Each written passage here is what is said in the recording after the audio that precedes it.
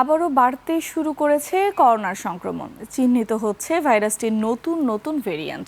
দেশে করোনার সংক্রমণ উদ্বেগের পর্যায়ে নয়। প্রতিবেশী 3টি দেশে সংক্রমণ বেশি হওয়ায় সতর্ক অবস্থানে স্বাস্থ্য অধিদপ্তর। সিরাত আল মুস্তাকিমের রিপোর্ট।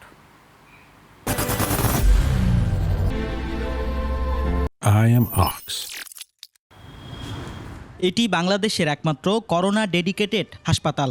সম্প্রতি দেশে করোনা সংক্রমণ বাড়ার কারণে আবারও প্রস্তুত হচ্ছে মহাখালীতে অবস্থিত হাসপাতালটি। যে কোনো পরিস্থিতি মোকাবেলায় হাসপাতালটি ঢেলে সাজানো হয়েছে। প্রস্তুত রয়েছে 300টি সাধারণ ও 45টি আইসিইউ শয্যা। আমাদের কিন্তু পিপিআর ডে সবসময় আছে। ইভেন যখন একেবারেই করোনা ছিল না তখনও কিন্তু আমাদের কিট ছিল, এখনও আছে।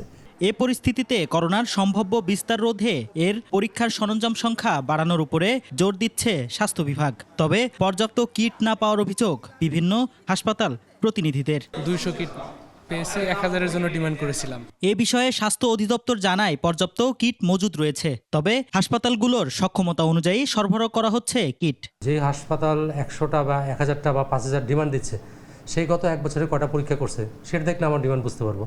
আমরা তো শর্ট পিরিয়ডের জন্য দিচ্ছি। বিশেষজ্ঞরা বলছেন করোনা নিয়ে এখনই আতঙ্কিত হওয়ার কিছু নেই। স্বাস্থ্যবিধি মেনে চললেই সম্ভব সংক্রমণ প্রতিরোধ। সিরাত আল মুস্তাকিম, 21 টেলিভিশন, ঢাকা।